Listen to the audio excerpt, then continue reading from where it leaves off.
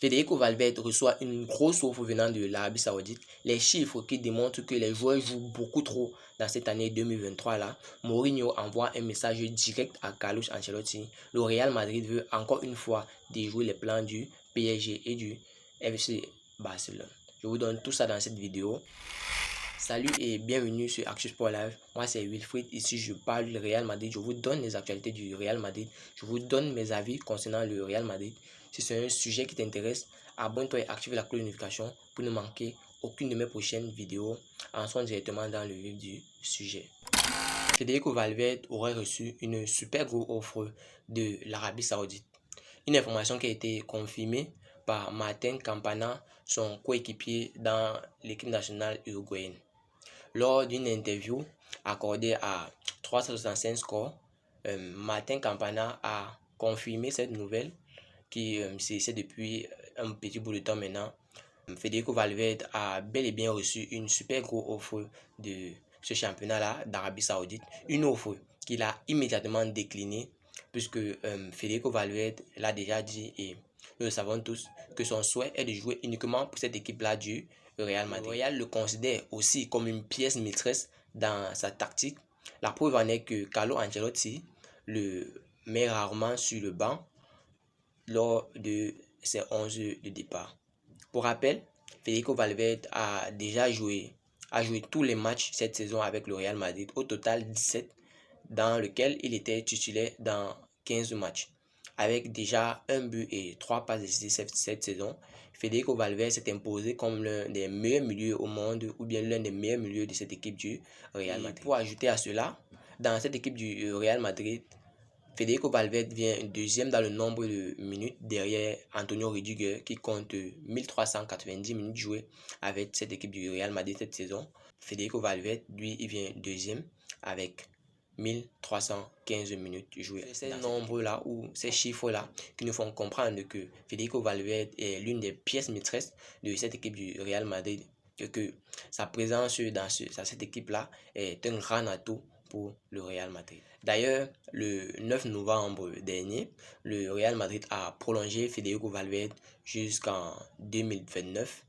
Une nouvelle qui ne nous a pas vraiment surpris voyant les performances de ce dernier-là dans cette équipe. Maintenant, il faut savoir que la clause libératoire de Federico Valverde après ce contrat-là jusqu'en 2029 a été fixée à 1 milliard d'euros.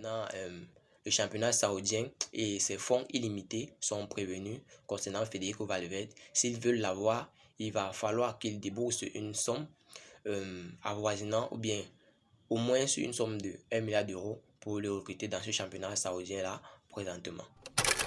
Joselu Mato a remporté le trophée Zara 2022 à 2023, le récompensant comme étant l'Espagnol le plus décisif la saison dernière.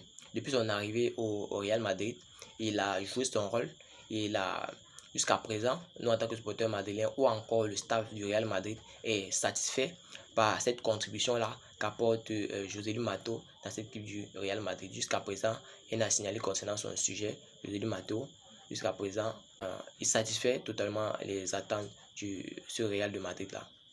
Maintenant, je vais vous donner les chiffres qui démontrent que les joueurs jouent beaucoup trop en 2023.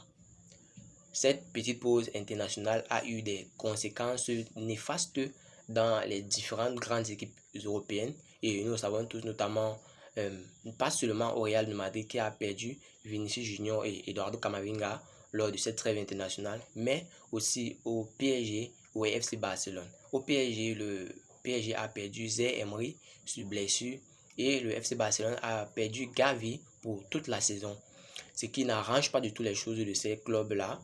Et nous savons toujours le Real Madrid traverse l'une de ses mauvaises passes depuis des années maintenant. Cette trêve internationale-là est venue juste empirer les choses qui n'allaient pas déjà trop bien. À Madrid, la frustration est à son comble et les dirigeants de club sont tenus responsables de cela, de donner un calendrier plutôt chargé à ces joueurs-là. Un calendrier qui est plutôt chargé, qui ne leur laisse pas le temps de beaucoup se reposer avant de reprendre. Les voir comme Carlos Ancelotti, Pep Guardiola ou encore d'anciens joueurs comme Raphaël Varane ont déjà dénoncé à plusieurs reprises ce calendrier intenable que les impose la FIFA ou encore l'UEFA. Suite aux multiples blessures, SIFPro a tiré la sonnette d'alarme. Le temps de jeu des différents joueurs est en hausse exceptionnelle. Rappelons, le FIFPro représente présentement 65 000 joueurs professionnels dans le monde.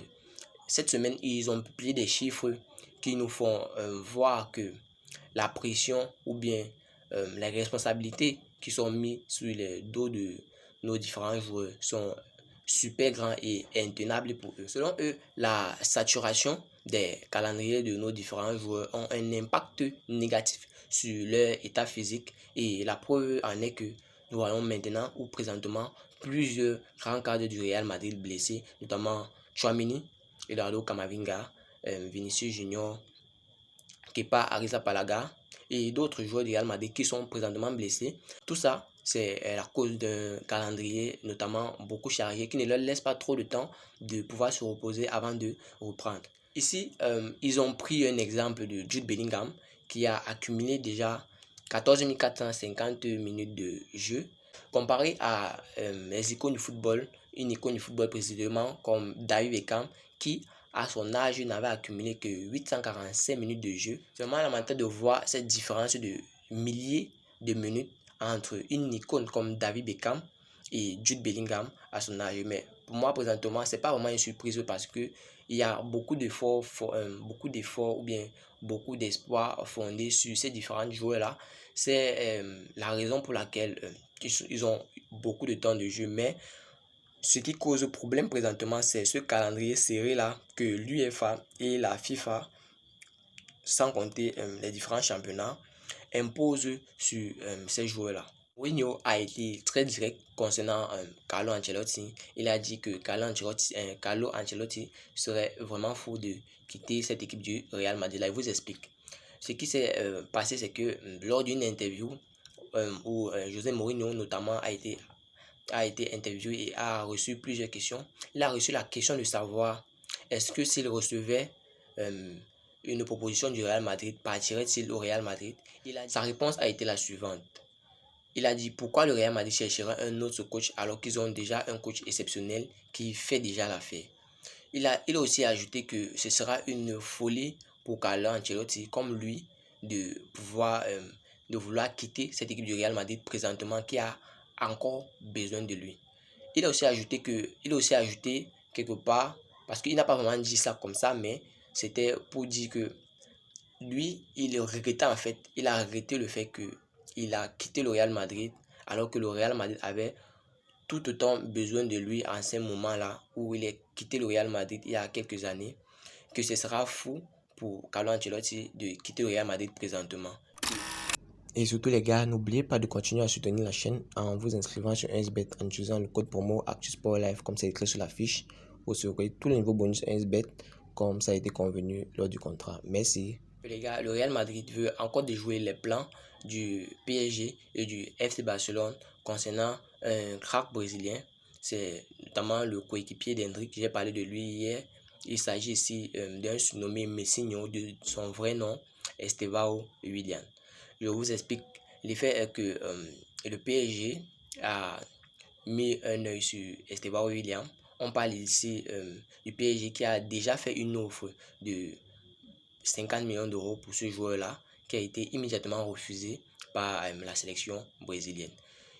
Le FC Barcelone, le club catalan, serait aussi intéressé par Messinho, de son vrai nom Estevão Willian, mais avec les instabilités concernant le fair play financier, ne peuvent pas faire grand chose concernant ce dossier-là. Ici, on parle du Real Madrid qui a déjà fait de ce Brésil-là un terrain de chasse pour les recrutements, notamment avec l'aide de Gini Calafa et une autre agence de recrutement de joueurs qui est bien proche du Real Madrid. Que le Real Madrid a déjà jeté son dévolu sur plusieurs jeunes joueurs au Brésil, parlant notamment de Vinicius Junior, de Rodrigo et de Reyni. Ce serait sans surprise de voir que le Real Madrid entre dans la cause selon mes informations, même le Real Madrid serait potentiellement intéressé par ce joueur-là, Estevão Willian, de cette équipe brésilienne. Et ce serait sans surprise de voir le Real Madrid signer Estevão Willian. Pour plus d'informations, dites-moi, pensez-vous que Carlo Ancelotti devrait quitter le Real Madrid? Pensez-vous aussi, dites-moi, donnez-moi vos avis concernant ce jeune-là appelé Estevão Willian. Pour ceux qui ont dû voir le match du Brésil, pensez-vous qu'il fera l'affaire ou bien que le Real Madrid sera satisfait par lui? Dites-moi, donnez-moi tous vos avis en commentaire et je vais prendre le temps de lire vos différents commentaires et de vous donner une réponse si à jamais j'ai quelque chose à ajouter. Si vous avez suivi cette vidéo jusqu'à la fin, merci. Laissez-moi un like, ça fait plaisir, c'est gratuit. Abonnez-vous et activez la cloche de notification pour ne manquer aucune de mes prochaines vidéos. À la Madrid, à Los Blancos. Ciao, bye bye pour une prochaine vidéo.